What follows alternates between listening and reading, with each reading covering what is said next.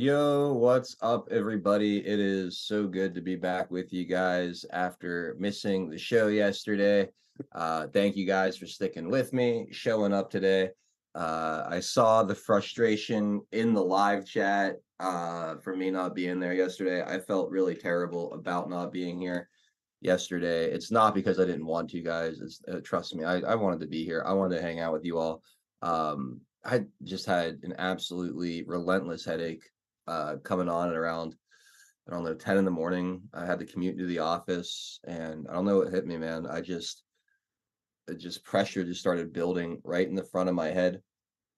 And then it was like a thumping almost, and it just would not stop. I came home, I ate like almost 1,000 milligrams of ibuprofen. I closed my eyes, I fell asleep. I woke up at about quarter after 3 and I just felt heavy headed. There was still a lot of pressure. I was just disoriented and not with it. And I just didn't know what to do. Like I could barely do this when I feel great. I'm a train wreck when I feel great with all of this, let alone when I feel like that. So I'm very sorry to everyone I disappointed yesterday. Like I said, I saw the frustration in the chat. There were some comments in there, and I guess well deserved. I don't know. But I apologize. I want to be more consistent. I know the last 6 months or so I've missed more shows probably in the last 6 months than I have in the previous like 2 years before that. Um and I did not have missing yesterday's show on my I was not planning on missing yesterday's show. I had every intention of doing it.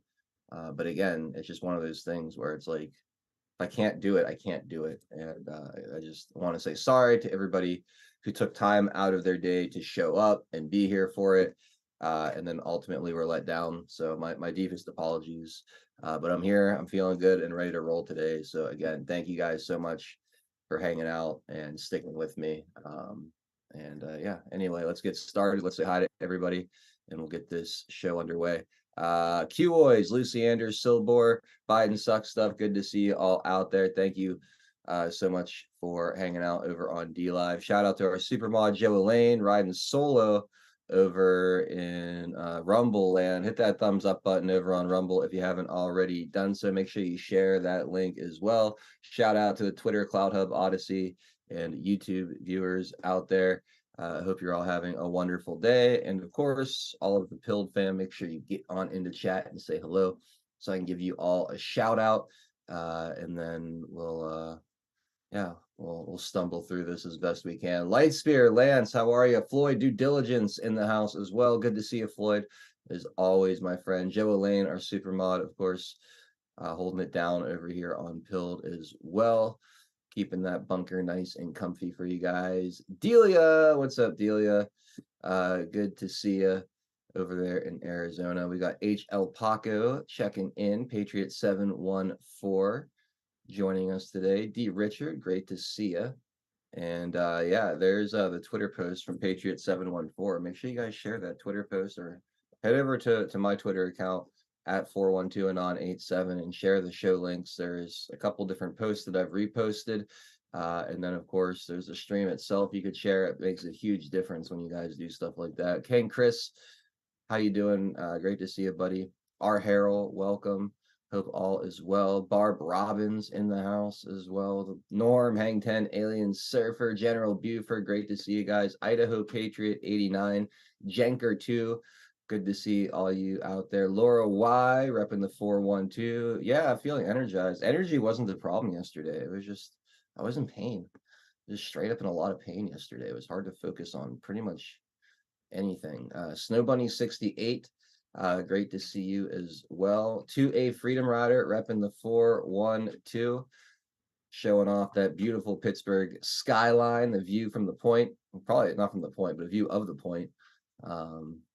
I love those Pittsburgh stickers you always bring forward. 2A. Great to see you, man. Tweety 52, welcome.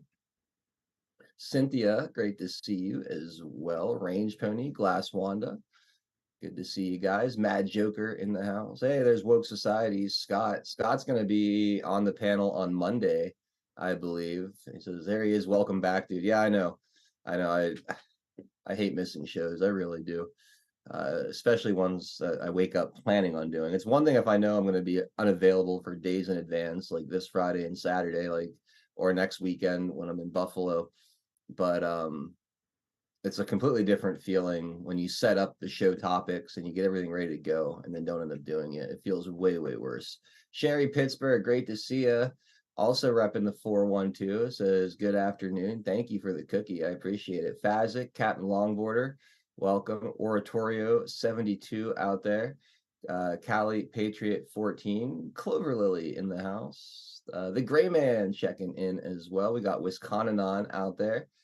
And Spirit 554. Let's see. Patriot Drummer, Cycle Chris. Good to see you guys. Cali Patriot 14. PNW Sasquatch. Thirst for Knowledge. Crockett Man 62. D Richard. Just glad you're okay. That's what is important. Yeah, I'm fine. Like I said, it's just a really bad fucking headache. I don't know what else to say. Thirst for Knowledge. Welcome. Nezercat checking in from Wyoming. It snowed this morning. Ugh. It's 86 degrees here in Pittsburgh, or somewhere near 80-some degrees here in Pittsburgh.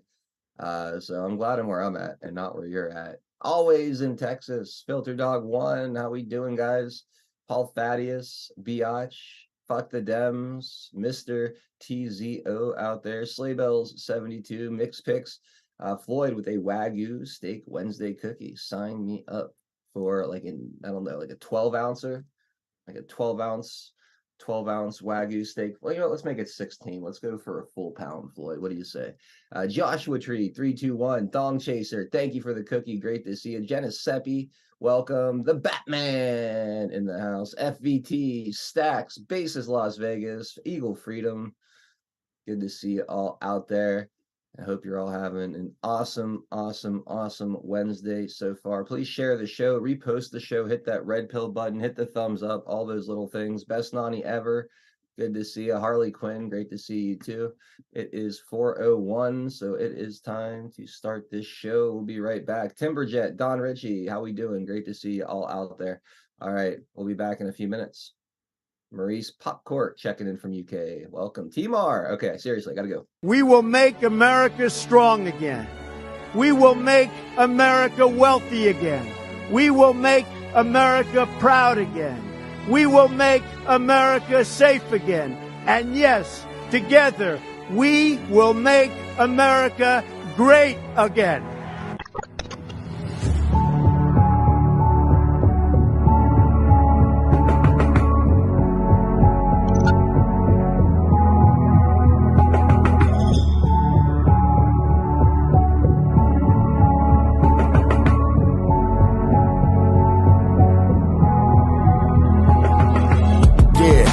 Y'all for tuning in, Patriots United, doing what we gotta do to win. We evicted the MS7, now we're moving in. And once we take over, we won't ever move again. Where we go on, we go all. I say it with pride. No, we won't run, we won't fall. We're right by your side. The demons have taken hold, but none of us will abide. Stand strong, stand bold, that's how we'll survive. 412 is the production. Monday through Friday, deplorable discussions. We're making it hard for the deep state to function. Every time they switch up the narrative, we debunk it. Adol Hero is the power that's controlling the fight. With all you patriots behind them, cause we're all in this fight. So many rhyme for so long, but we're giving them sight. Trapped in the world of darkness, but we're bringing them light. You may even find yourself in a different life. A lot of us have, and honestly, that's perfectly fine. Because exactly where you are at this moment in life is where you're supposed to be at this moment in time. It's all by design, the patriots are holding the line. They must have lost theirs, thinking they're controlling our minds. So many trapped in mental prisons don't know they're confined. They're just slaves in the system till the roles are assigned. That's sad, the good news is that we're waking them up. They have monopolies on minds, but we're breaking them up. Everything you thought was news, they were making it up. When we ascend, all the tyrants won't be making the cut. Let them all burn in the hellscape they create. We the people already mapped out our escape. We hold each other by the hand as we all elevate and go to a different place. They can never get chased. When I look into the future, I can see that it's bright. When this history is written, they will see that we're right. We formed our own community and the circle is tight, but I expand the circle with every word that I write. The pen is sharper than the sword when you wield it with might. Why do you think they try to kick us off all the sites? These people hate America, punish us out of spite. We are the beacons of hope in the darkness of night. So let's go, strap in, yeah, get ready for the ride. Watch the water, we're witnessing the turning of the tide. Feel the passion and the fire that you got burning inside. Take the narrative that feeding you and turn it to the side. We're alerted to the lies, replacing with the truth. We know the plan they devised, they're invading the youth. Now we're only incentivized to start raising our boots. These demons all weaponized. Now we're raising our troops. Now we're raising the roof and sounding the alarm. Remember that it's always darkest before the dawn. Life is a game of chess. They want to use you as a pawn. You're only useful until you're not useful, then you're gone. But not us, we're on the right team where we belong. Everybody is invited, so come follow along. We refuse to say things are right knowing they're wrong. Adol Nero, take the mic and take flight, cause it's on. And now, straight from the Steel City, it's your host, 412 Adol Nero.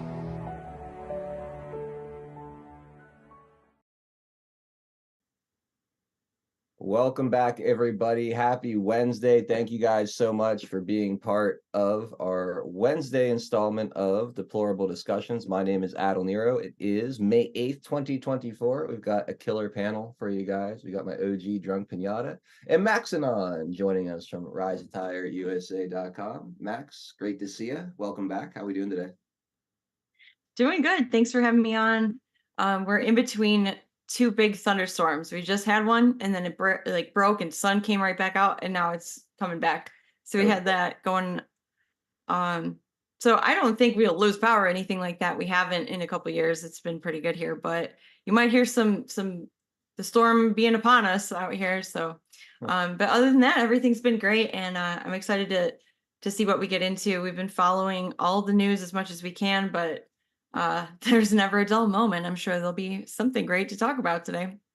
Yeah, we got no shortage of things to get into, so very much looking forward to hearing your thoughts today, Max, as we go through it. And we got Mr. Drunk Pinata hanging out as well. Pinata, happy Wednesday, sir. How you doing? Doing pretty good. Just glad to have I had a already scheduled doctor's appointment today, so I was able to conveniently get some meds for getting rid of this sinus infection. So that'll be happy in about 48 hours. It'll be a brand new pinata. There we go. A brand new pinata. I like that. Very cool. Very, very cool. How was your show today, man?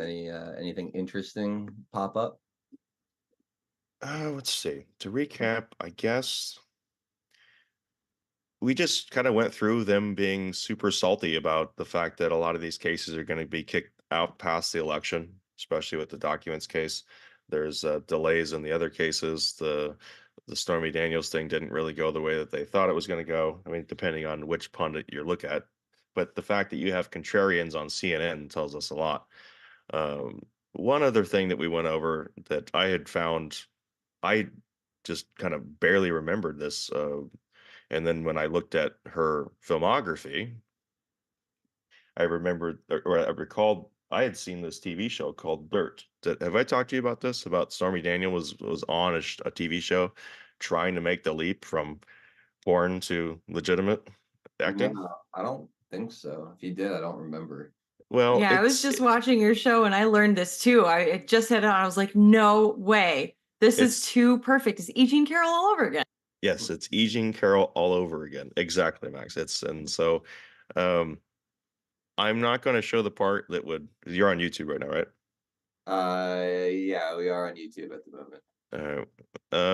But I don't really care if we get kicked off of YouTube. Okay, I'm just saying because it's an FX show. So, but it's not like it's a really poor quality. So I'll mute the sound. How about that?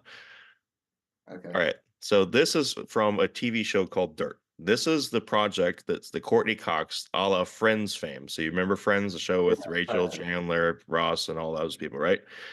So this is the show that she did right after that. This is in 2007. So Stormy Daniels claims that the affair happened in 2006. This is 2007. Now the pilot aired in early 2007, meaning it was filmed and the pilot was filmed in 2006. So this being filmed in California, and the fact that She says this was Donald Trump was in the place in Lake Tahoe, and now we know about the type of tile that was there because that's super relevant in a trial about business records. And the layout that she described as far as the hotel. So when in one instance it's a giant suite where he's across the room walking down the stairs in a robe, and I'm like, that sounds like the penthouse, the Playboy Mansion. It sounds like the Hugh Hefner thing of the robes. Yeah. And then she goes to the bathroom and comes out, and there's a bed there. To me, that screams hotel room. Doesn't scream suite. It seems that most hotel rooms, you guys know, you walk in, the bathroom's either on the right or the left, and then you go in through a tiny hallway, and there's a bedroom area, and that's it. One or two beds, depending on if it's a king or double queen. You guys know the deal, and the TV. That's it, right? That's the layout. So in one instance, it's a giant suite. And then another instance, she's going through his toiletries and finds something with Old Spice written on it. It's super very relevant. Again, and to me, these are the type of details that liars use to try to say, "Oh my gosh, look how detailed I'm being." You're not going to remember that kind of shit. You're just not. And so what happened in this particular pilot is that the premise of the show Dirt is that there is a tabloid. It is a saucy tabloid, and it is used for extorting people. The whole main character here, Courtney Cox, she extorts people with creating situations for affairs. Now in this particular case, I know, and I apologize for the video quality. This is like a rip of somebody, and it's just going to kind of show the concept of show the what I'm trying to get across there. So this is like a press conference. It's after a game. This guy's a big NBA star. It's a fake team, of course. This was just here it's Staples Centers in Los Angeles. He walks over, and there's a lady that approaches him, and he's signing magazines. And then so inside this magazine, you can see there's a little note right there. And if it was better high quality, it basically says, "Please call me," as a number, and the name beneath it says Stormy. So it's clearly her. Yeah. So then it cuts to he's at his place, and he says there, "I'm a married man. Like, I'm sorry, I'm a married man." You can see him palm the number and then put it in his pocket there as he exits the scene. And then they go to the mansion, and then I apologize that with everyone, this is going to have lewd images, but this was on TV, so this is not like HBO or something. So then there's this photographer, and this guy is taking pictures, and it was a clear setup. So then she goes to the photographer to get the pictures of this because she's going to take him to the tabloid and exploit him. So the whole premise of her character was exploiting a married man to keep him to have a sensational story for them to hold over his head, and then later they use the access of the NBA star guy character to help facilitate other things. So they basically exploit people in order to use them through blackmail. That is the premise of her character and what she was doing there. You can't make this shit up. No, they can't. They have to borrow. This is the same. Haha, they literally can't even make anything up. No. Wow. No, that's so interesting. I can't I mean I can't otherwise say, "Oh, I can't believe it," but I can totally believe it. After E. Jean Carroll, it's so on the nose. It's almost too much. Yeah, it's my opinion, it's E. Jean Carroll all over again. Yeah. Wow. Very interesting. Anything else you want to throw our way before sponsors, Pinata? No, but apologies to the sponsors. Fair enough. All right, let's take care of the sponsors, and we'll jump into a bunch of things here. First one is Earth Garden Botanicals, earthgardenbotanicals.com, up in Montana, run by our friend Jolene. Amazing products made by amazing people. Jolene's an herbalist and a health coach, and these wellness products, you'll really love them. Products like the white pine needle extract, good for detoxing the body. Pair that with the elderberry tonic, which boosts your immune system and give you a real good fighting chance against anything you feel coming on. Check out the CBD and hemp products as well. Things, CBD oil tinctures, all the ingredients for which are locally and organically grown. Amazing flavors like orange, ginger, bergamot, huckleberry, cinnamon bliss, cherry, peppermint. Unflavored is also very good because the product's so clean and pure. There's CBD oil for pets, Delta 8 R&R nighttime gummies to help you get a good night's sleep. There's a topical cream with CBD infused or without. It's an arnica salve for sore joints and muscles. Works really, really well. Fire cider to help clear your sinuses. If you're feeling stuffed up through allergy season, fire cider could offer some quick relief. There's a bunch of different tea blends. If you're a tea drinker, things like sunshine and pine needle tea, which is kind of where the white pine needle extract kind of comes from, which is a concentrated version of the sunshine and pine needle tea. Also really good for detoxing the body. There's some calming ones like the golden potion tea, the serenity, and of course the elderberry tea, also offering a little boost to the old immune system there. Check out the critter juice as well. That's probably my favorite product Jolene makes, the one that I use most often. It's insect repellent, keeps the mosquitoes and bugs off you. It smells good. It doesn't feel oily and gross on your skin, and it's all natural. You know, it's just super effective and a wonderful product. All this is available for 10% off using promo code 412. So go to earthgardenbotanicals.com. Load up a cart. Use that promo code. Again, it's 412 for 10% off. Say hi to Jolene for us. She absolutely loves you guys. And then we have Diamond Soap Co. DiamondSoapCo.com, another amazing America First company. Harold and Laura have been married over 30 years. They're Air Force Intel vets. They make all of their product handmade here in the United States. So all the soaps, all the body butters, they make them themselves, handmade here in the USA. Organic, all natural ingredients. You cannot get a higher quality soap or body butter. This stuff is absolutely phenomenal. It smells so freaking good. I absolutely love the Bonfire and the Kentucky Bourbon. Those are my favorites, but I've tried most of these, if not all of them, and there's not a bad one in the bunch. Flavors or scents like sweet almond, Island Escape, which is tropical and fruity, cedar amber. You have your green tea cucumber, which is bright and refreshing, frankincense and myrrh, inspired by our friend Lightspear Lance out there. You have the lemongrass, plumeria, which is inspired by Tennessee Homesteader. Get yourself a t-shirt. They got men and women's t-shirts, hoodies, all kind of great stuff here. Go to diamondsoapco.com. Promo code 412 gets you 17% off your order. Vote with your dollar, guys. Stop buying soap from Procter & Gamble or Johnson & Johnson. Stop going to Walmart or your local pharmacy or whatever, any of those chain big brand retailers, and buying whoever's soap. This is a great opportunity, again, to support the parallel economy and America First business with a product that, you know, we all use. I hope we all use anyway. I hope you're all using soap on a regular basis. So go check it out. DiamondSoapCo.com. Again, that's promo code 412 for 17% off your order. Amazing sponsors today.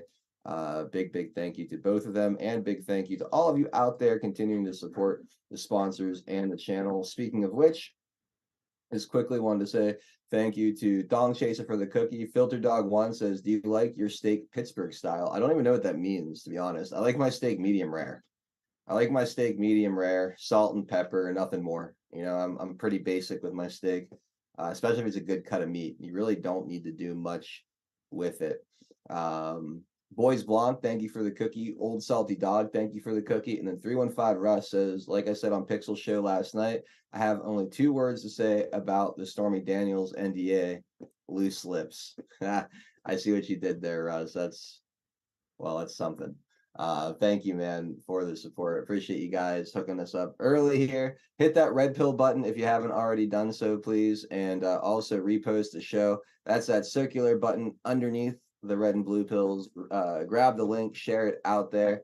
And I saw somebody saying something about Mr. Tennessee Homesteader not being or quitting the show. He's busy this week, guys. He's got a lot going on the homestead. It's that time of year, the weather's breaking, cleaning up the winter mess, the leaves, the sticks, all that crap, planting whatever he's planting, just getting his home and his homestead ready for the warmer summer and spring months. So he's just taking some time to make sure he gets his house in order, which is totally understandable. The guy manages a huge property, so it's I'm sure it's tough to be here at this time every day during this time of year. So he'll be back with us next week, I believe.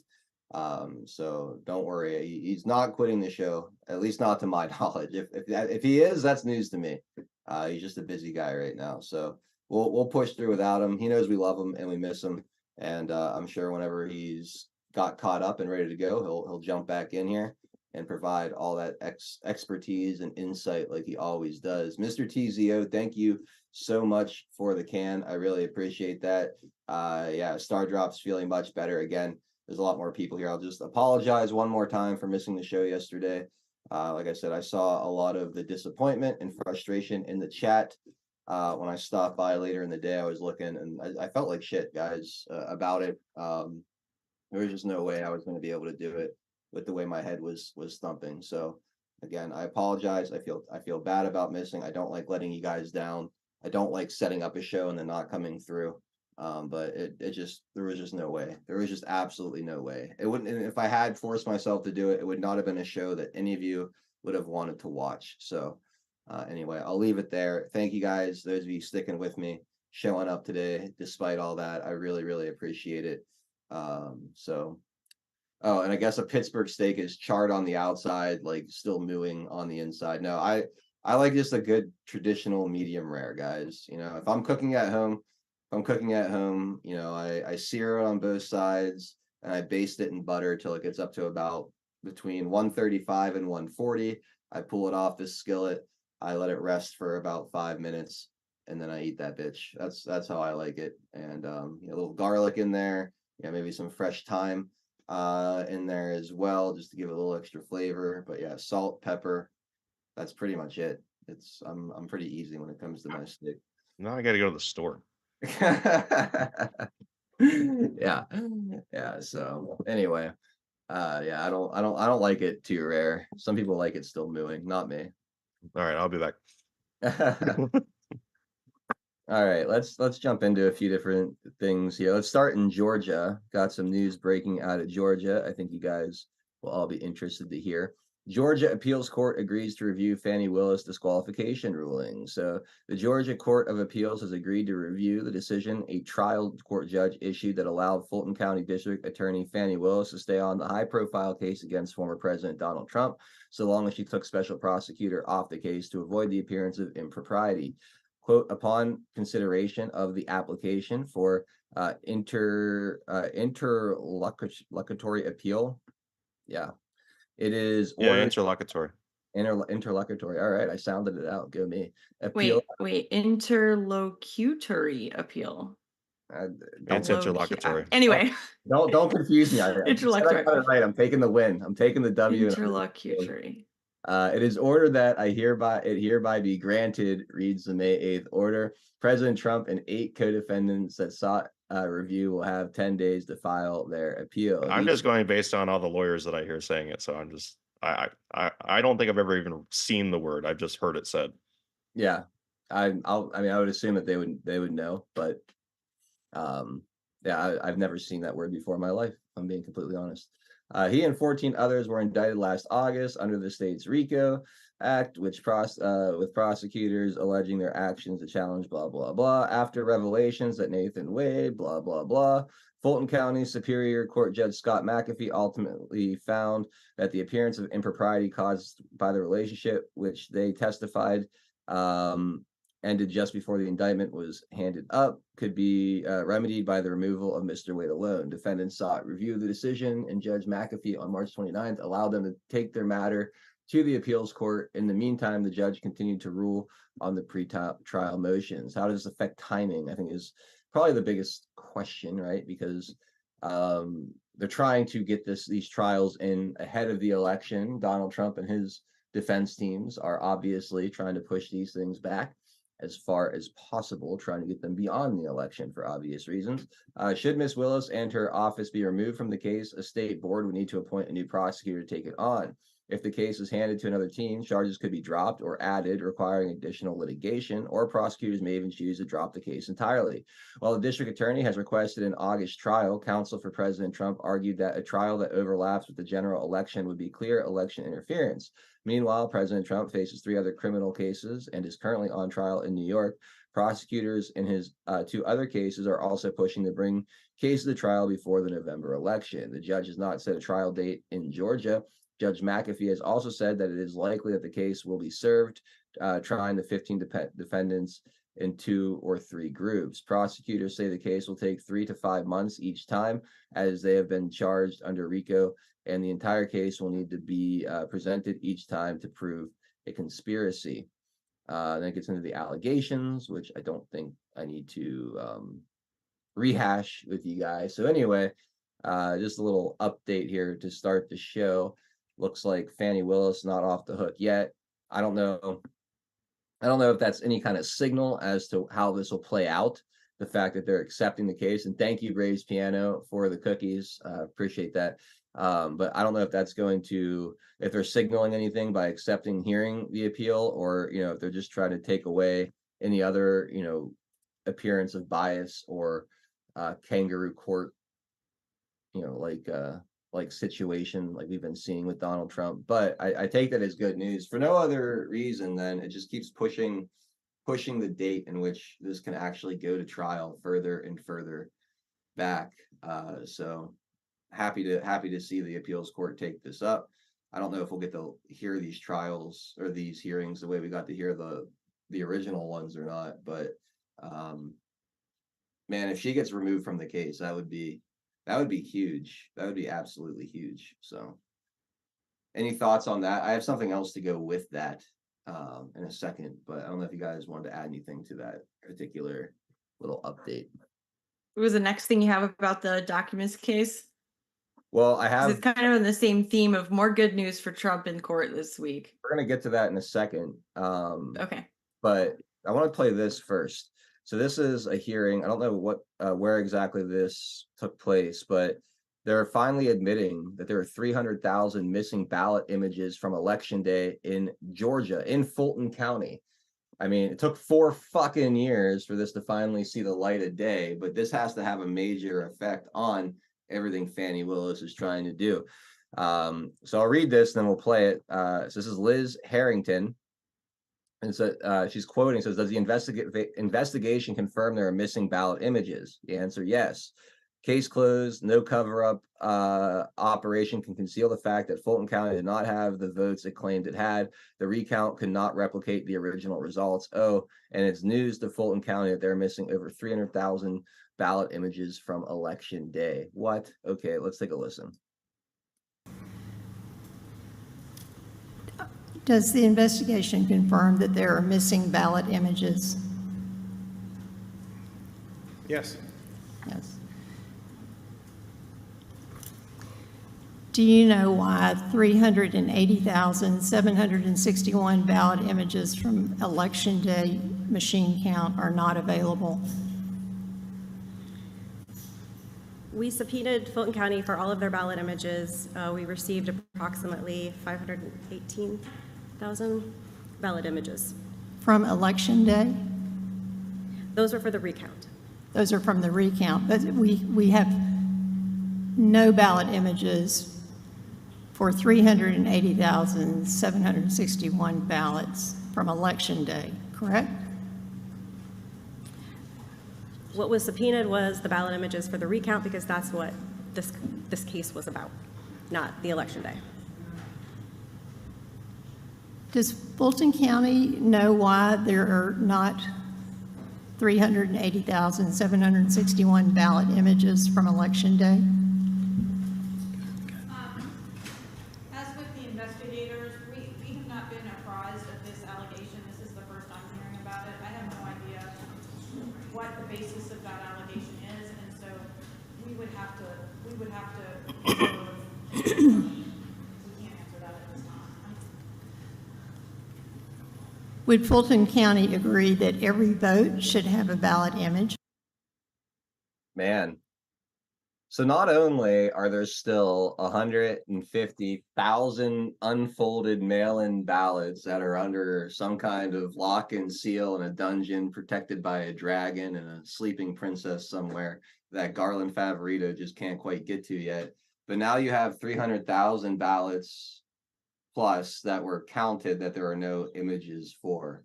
So, I put on my math hat here and add it all up. You're talking close to 500,000 ballots, some counted that they have no evidence ever even really existed, some counted that were mailed out without being folded somehow with no chain of custody or signature verification, 500,000 questionable ballots in a state that was won by less than 10 or 11 or 12,000 votes supposedly, and they're charging Donald Trump and 14 others in a RICO case over challenging this very notion.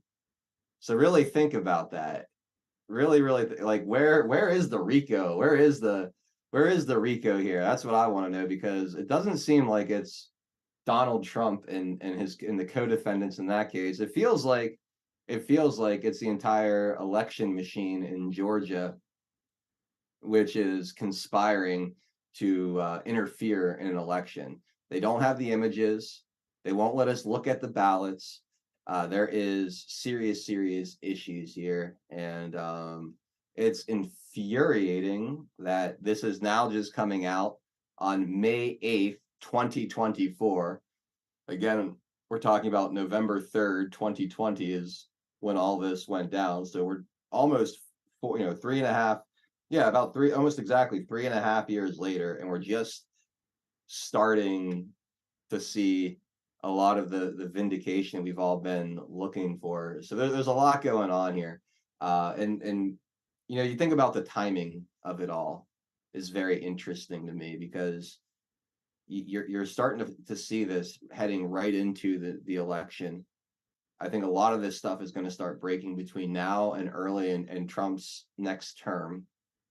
And it's going to give a lot of political capital to the Republican Party in the states where they actually want to change election laws, to be able to change election laws, to do away with a lot of this nonsense we saw become extremely common during COVID. The mail-in votes, the drop boxes, all this stuff needs to be done away with.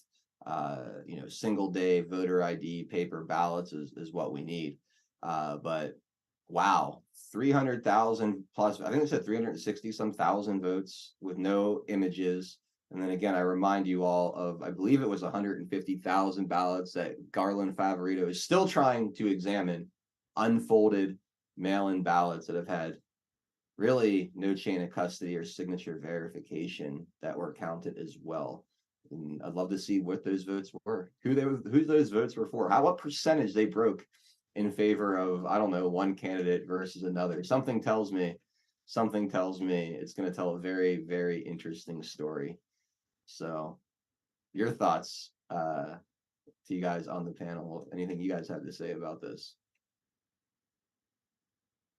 Well, don't forget about the fact that they also, I think it was in, what's his name, the co-defendant in the case, that forced them to admit in court that they didn't do signature verification either for however many. And they spent, I don't know, $2 million per machine for these two signature verification pieces of equipment that couldn't work or didn't work or whatever. So then it came out, so how did you check signatures? And they were like, I guess we did it. So man, I think the timing, like you said, is everything. I love it. I hate that it's like, oh, we told you so, but like, how long until we get like the headlines from the fake news saying something like, today more evidence was uncovered that there in the 2020 election in which there was no evidence that was stolen. Like, how much more evidence do you need until there is evidence, right? My God. It's never evidence until there's always no evidence. It's always baseless unless it's about Trump or something he did, and then it's not baseless, right? Exactly. Yeah.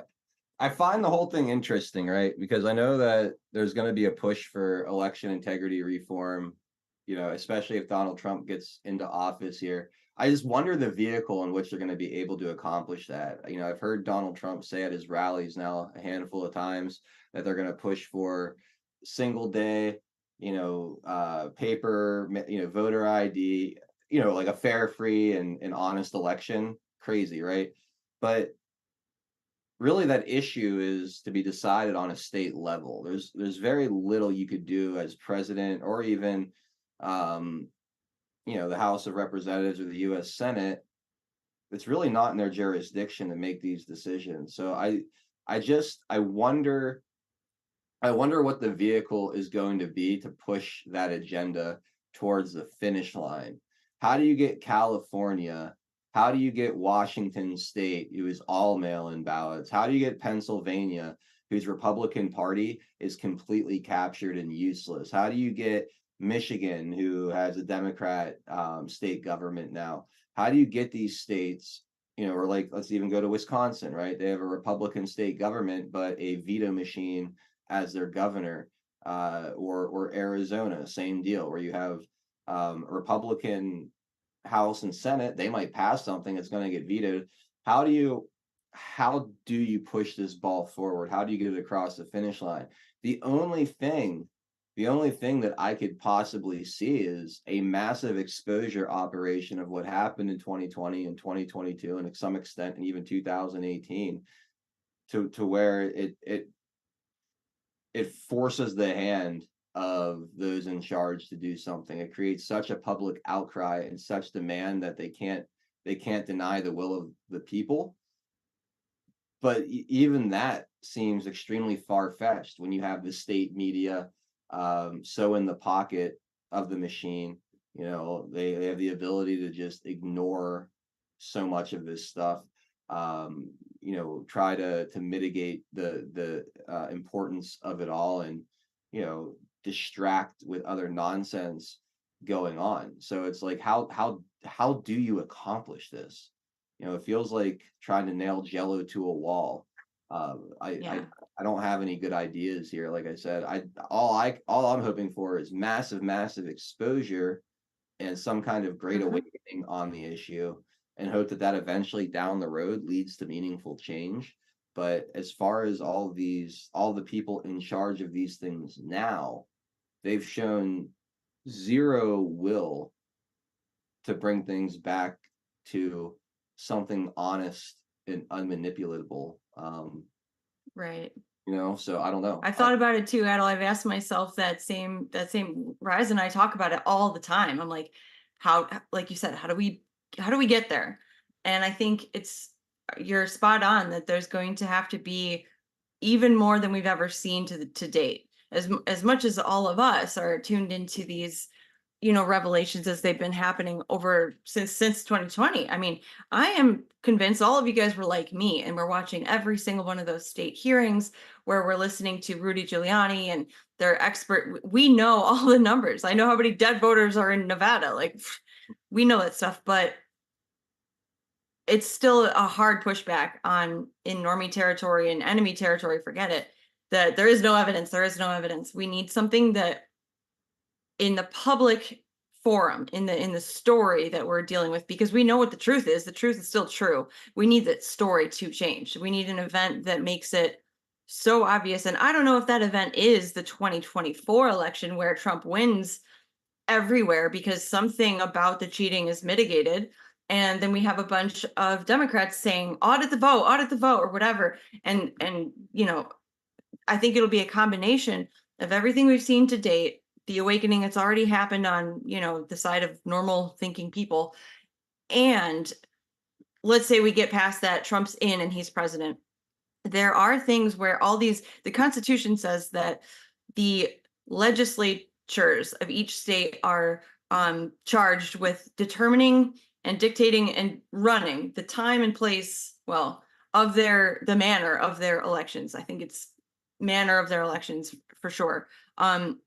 But at the same time, the federal can't make laws that say you have to do this. But what they might be able to do is say, there's national security infrastructure, CISA, cyber type of, now that it's, there's something in the structure of government, and obviously brilliant people behind the scenes understand the levers of power that can be exerted and say, well, because of this hack or all the proof that we have in the DNI Radcliffe's report and all these things, that we know there's been foreign interference, the public story can definitely get behind, well, if there's a bunch of foreign interference in the election, we have to do something. And these machines are what allows it. So the federal government has to say, you can determine the manner, but you can't use machines, or you have to, whatever. That is one thing. And then the other thing I'm wondering if they can do, or they'll probably try, is saying you get no federal funding for your elections at all, unless you have paper ballots with voter ID, without illegals being allowed to vote, like those basic things. And then he'll maybe executive order. I doubt that'll be the way, because that seems a little top heavy, but somehow it'll be that, and then it'll go through court, it'll get challenged and all of that. We'll see exactly who doesn't want fair elections.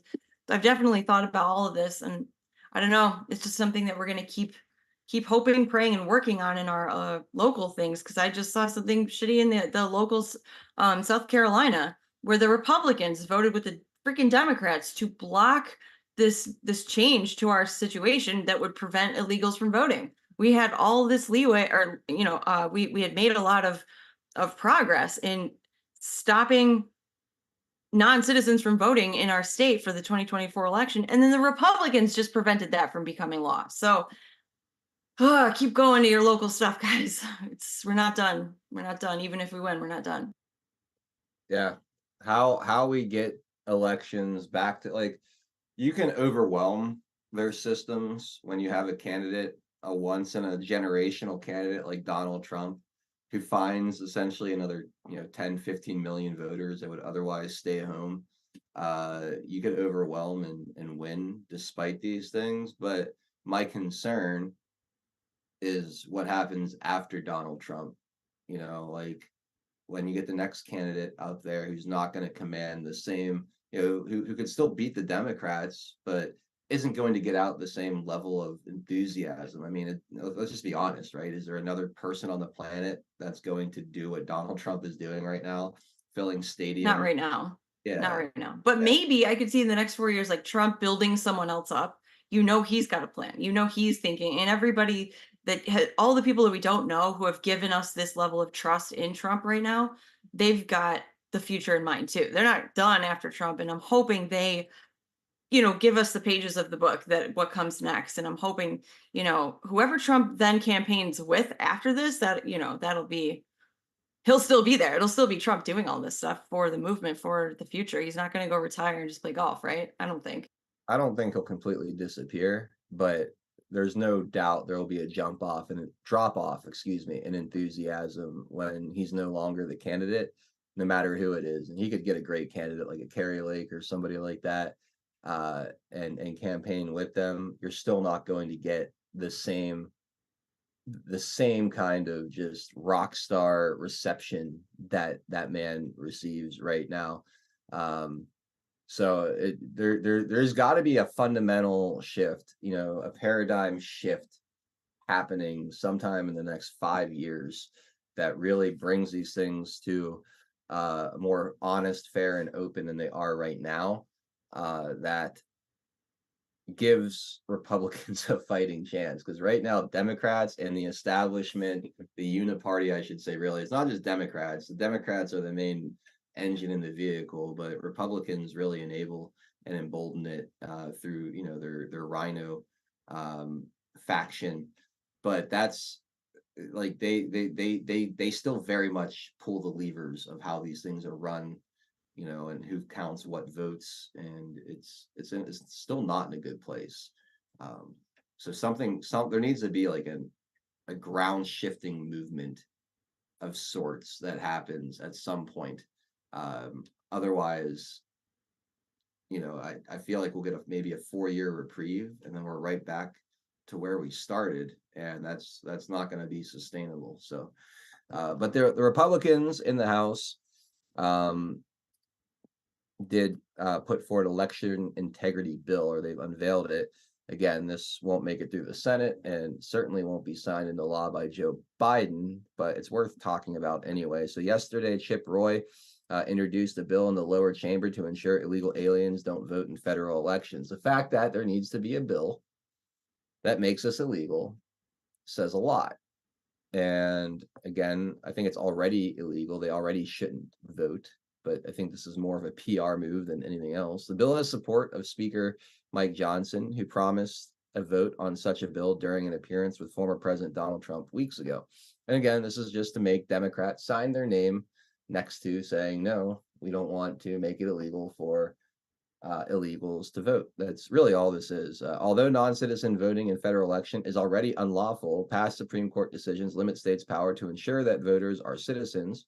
Roy's bill, dubbed the Safeguard American Voter Eligibility Act, seeks to change that. It requires states obtain documentary proof of citizenship in order to register voters. States will be required to take affirmative steps on an ongoing basis to ensure that only United States citizens are registered to vote. The same bill would be introduced by the Senate, in the Senate, by Senator Mike Lee, who encouraged that it be taken up and passed. Quote, thousands of illegal immigrants are being given voter registration forms and driver's licenses, allowing them to cast illegitimate ballots on election day. Lee told the Epoch Times, we must stop foreign election interference and pass the SAVE Act. Explaining why Republicans are pursuing the bill, Johnson noted that as many as 16 million illegal aliens could have entered the country under President Joe Biden. Estimates of the exact number vary widely. Johnson called this a threat to election integrity under current law, tying his concerns primarily to a law which allows people to register to vote at the DMV by simply claiming to be citizens. According to the Supreme Court, that law outright prohibits states from imposing any stricter proof of citizenship requirements on would-be voters.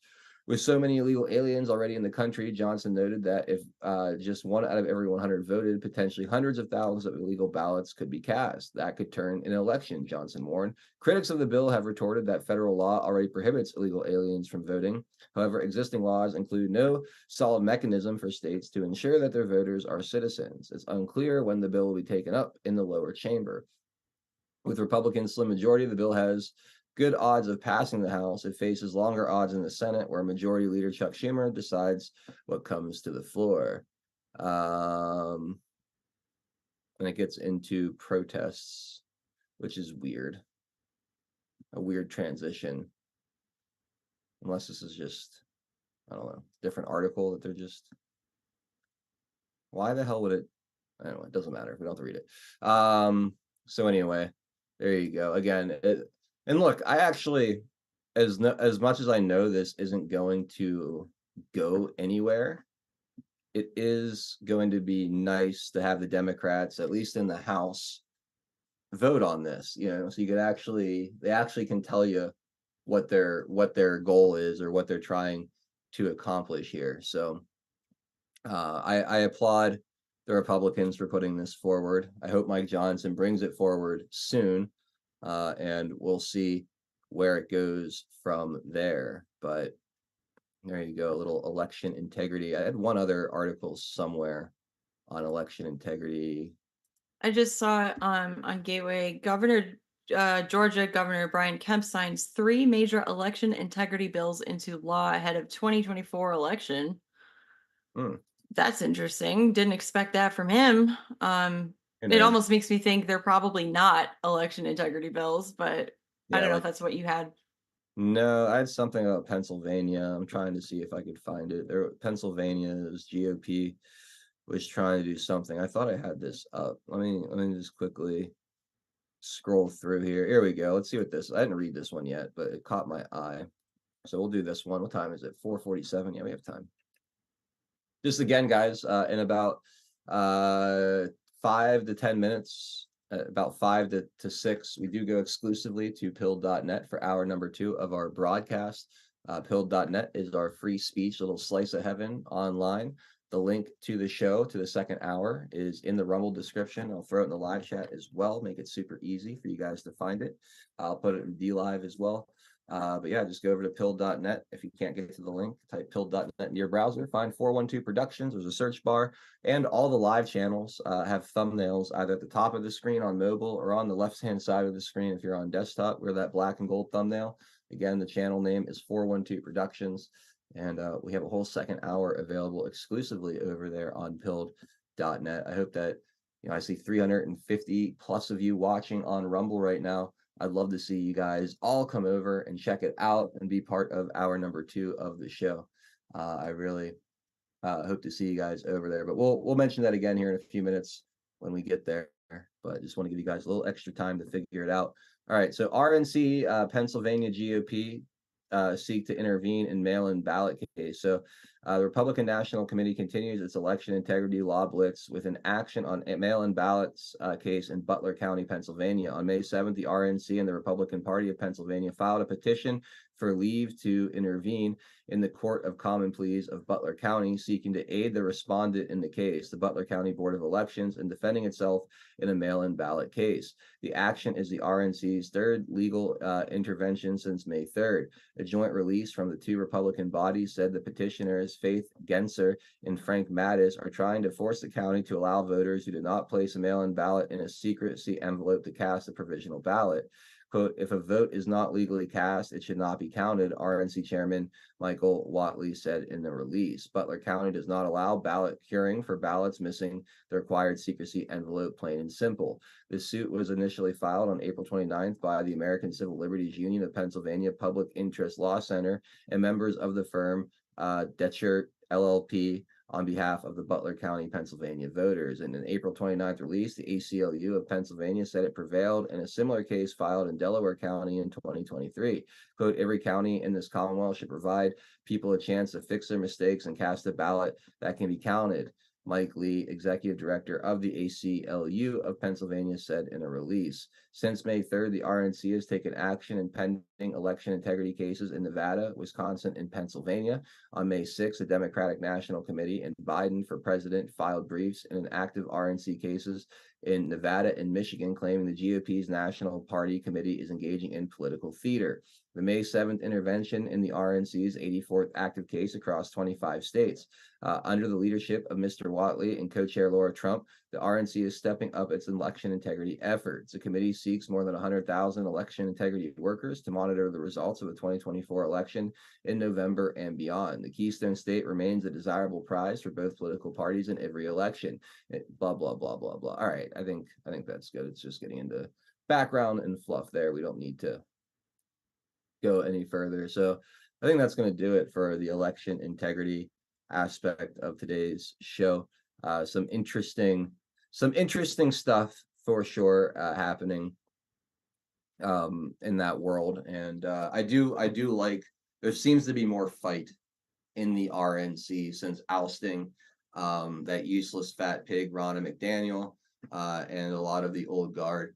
So good riddance to her and all those other, fake Republican elitists spending all of your money on fancy dinners and luxury, whatever, this, that, and the other thing, instead of paying, maybe some election lawyers, getting, actually using resources to get out the vote, micro target different kinds of voters to challenge these Democrat lawfare operations across the country that are making it easier and easier to steal elections. The RNC was completely derelict of duty for way, way, way too long. We've been paying for it for the last 3 election cycles. 2018, we lost at least 2 Senate seats because of this. 2020, I don't think really needs to be, you saw all kind of election seats lost, or kind of seats lost over this in 2020, not to mention the presidency itself. And then in 2022, you saw Carrie Lake, Blake Masters, Abe Hamadeh. The state of Arizona was an absolute bloodbath. What happened in Nevada, where the security cameras just went off, at the exact moment they went to count like 100,000 ballots or something, and all of a sudden that race was flipped on its head.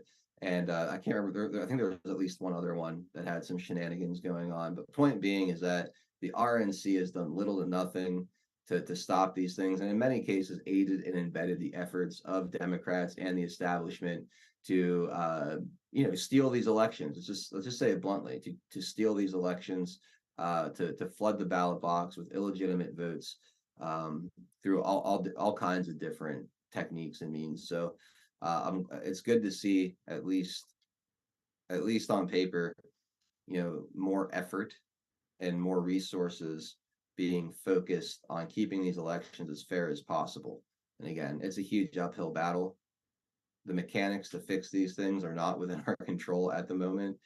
So all you could do is put people on the field and play defense as best you can, and hope eventually you do enough to gain, decent representation, and then have that representation, fix the rules to really solidify and bolster the integrity of our elections into the future.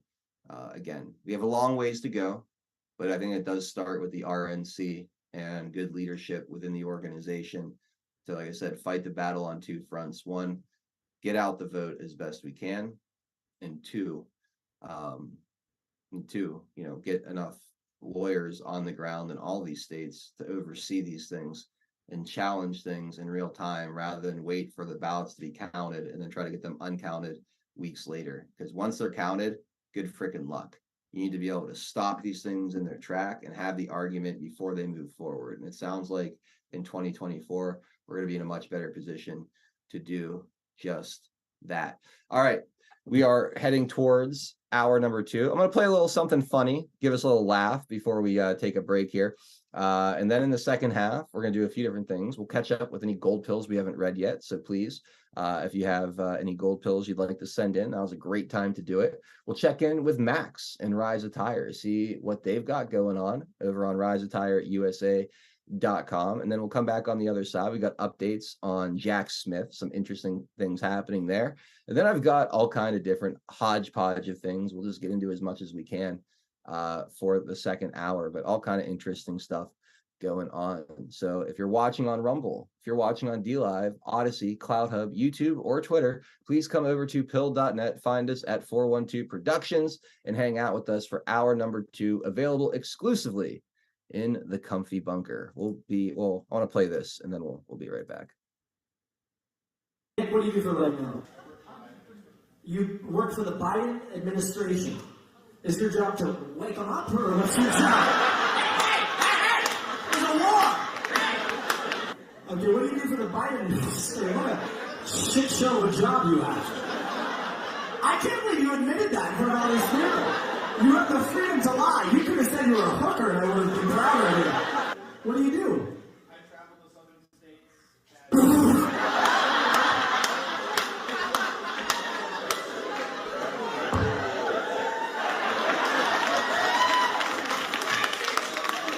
You go to the South and try to sell them on Biden?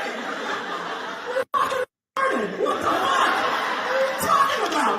That's your fucking job? You have to go, hey, listen, I know you guys like Trump, but Biden, I mean... Wow. Are you ready to be unemployed, or what's your vibe? What do you do for a living? Oh my God, that's awesome. That was pretty good. That was pretty good. All right, guys, we'll be back in 1 minute. Come on, mouse, work. There we go. Pill.net is proud to host 412 Productions, exclusively on the true home of free speech. To continue watching the show, we are here to help you over to Pilled. If you're new to the platform, just click on the welcome link provided. It will then automatically walk you through signing up for your free account. If you already have a Pill.net account, follow the link provided directing you straight to 412 Productions channel.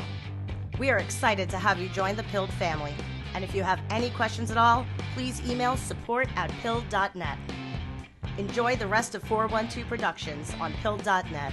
Free speech lives here.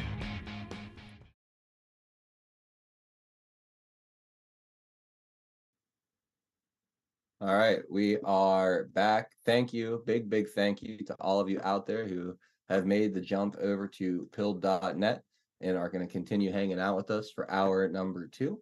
Those of you who are not going to be joining us, no worries. I will be back tomorrow at 4 p.m. Eastern time for Taking It Back. Hopefully we'll have Frankie Val and Zach Payne joining me for the show. It'll be the final show of the week. Again, I am unavailable on Friday and Saturday, but we'll be back on Monday to welcome Scott DeGroat of Woke Societies on to the panel for his visit this month.